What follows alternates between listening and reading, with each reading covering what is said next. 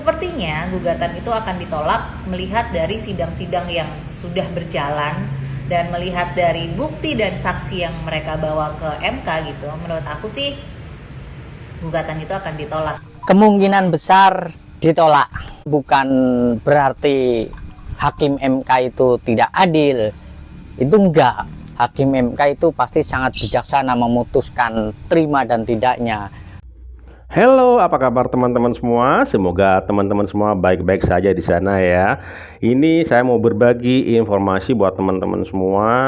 Kabar baik buat pendukung paslon 02 bahwasanya ada prediksi dari netizen Indonesia yang menyatakan bahwasanya gugatan 01 dan 03 itu ditolak sama Mahkamah Konstitusi. Yuk, seperti apa videonya? Langsung saja menuju ke videonya. Let's go!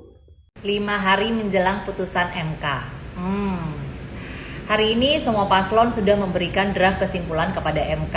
Dan 5 hari lagi kita akan mendengar keputusan MK. Apakah MK akan mengabulkan gugatan dari pemohon 1 dan pemohon 2, which is itu dari kubu 01 dan 03, ataukah akan menolak. Dan kalau menurut aku pribadi gitu ya, aku nggak penasaran karena sepertinya gugatan itu akan ditolak melihat dari sidang-sidang yang sudah berjalan dan melihat dari bukti dan saksi yang mereka bawa ke MK gitu. Menurut aku sih gugatan itu akan ditolak gitu ya. Tapi ya kita lihat ya nanti tanggal 22 April gitu, 5 hari lagi.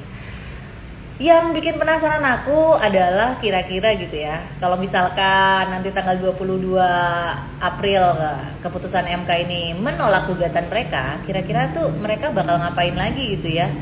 Itu sih yang sebenarnya bikin penasaran gitu, lebih bikin aku penasaran kira-kira ngapain lagi gitu. Aduh, aku sih berharapnya udah gitu ya, jangan ada drama-drama lagi gitu, udah cukup gitu.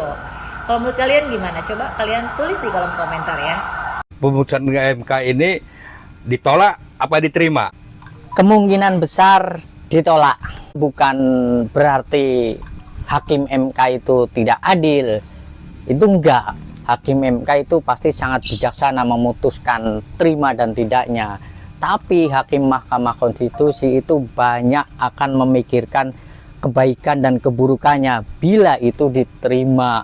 Alasannya misalkan 02 dengan pemilih yang cukup banyak mendapatkan 90 sekian juta suara, apa mau nerima kalau emang bisa ditolak terus diulang lagi pemilunya, pilpresnya?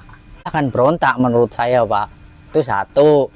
Keduanya, isu tentang melanggar konstitusi itu secara undang-undang itu enggak melanggar, Pak. Sedangkan di situ kan sudah diputuskan Gibran bisa mendaftar ke KPU. Kalau mau disalahkan ya KPU-nya, kenapa diterima Gibran gitu kan, Pak? Iya. Itu iya. terus gini, Pak. Oke, 01 dan 03 itu mengajukan gugatan, itu pasti sedang mengumpulkan bukti-bukti untuk mendiskualifikasi atau pengen diulang. Mungkin tujuannya ya agar mereka menang kan, tapi bukti-buktinya dibuktikan kalau emang harus diulang untuk penegakan hukum. Di asal pembuktian hukumnya realistis dan bisa diterima gitu, 01, 02, 03 itu ada masalah. Kan banyak duit Pak Indonesia, Pak. Korupsi 271 triliun, minta aja buat ngulang pemilu kalau ada bukti-bukti yang benar-benar bisa menggagalkan pemilu di 2024. Harvey Muiz ambil buat ngulang pemilu kalau emang bisa membuktikan 01 dan 03. Tapi begini, Pak. Ya, Masa diadakan pemilu ulang, didiskualifikasi Prabowo Gibran. Jadi 01 dengan 02 aja yang ini kontestan di pemilu ulang itu. Itu kira-kira masuk logika nggak?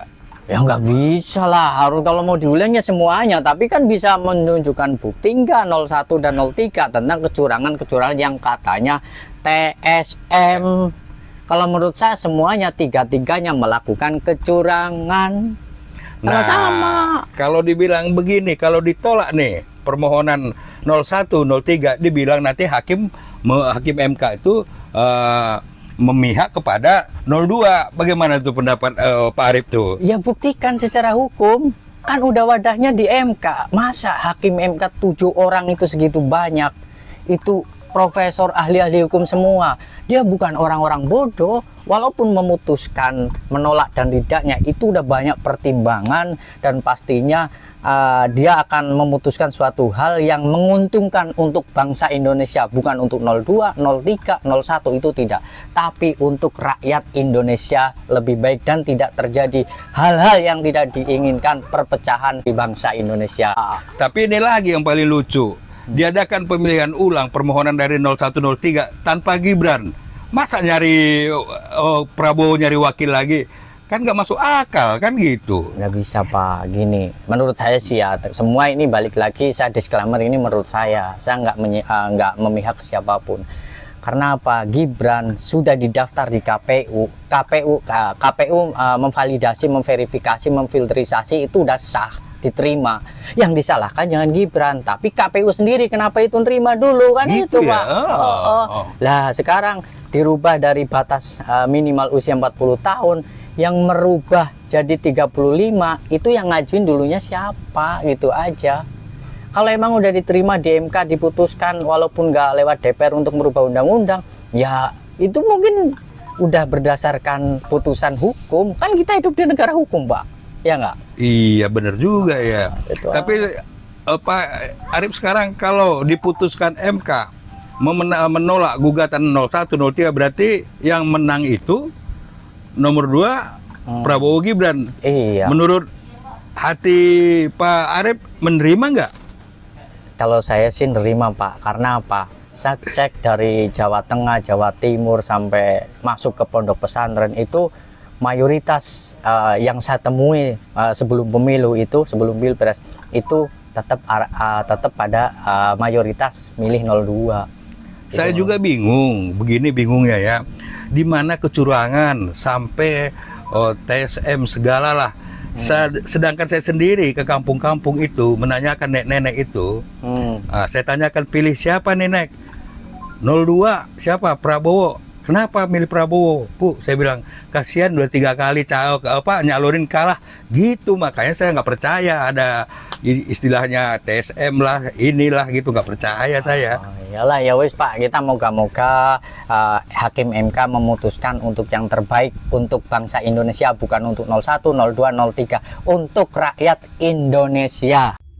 Jadi itu ya teman-teman, prediksi dari netizen Indonesia yang mana pengajuan permohonan paslon 01 dan paslon 03 akan ditolak sama Mahkamah Konstitusi, dan kemenangan ada di paslon 02 yaitu Prabowo Gibran. Jadi ini ada kabar gembira buat pendukung paslon 02 yaitu Prabowo Gibran, bahwasanya nanti permohonan 01 dan 03 ditolak dan dimenangkan oleh Bapak Prabowo Subianto dan Gibran Rakabuming Raka. Ini adalah prediksi ya, prediksi dari netizen Indonesia. Oke, terima kasih.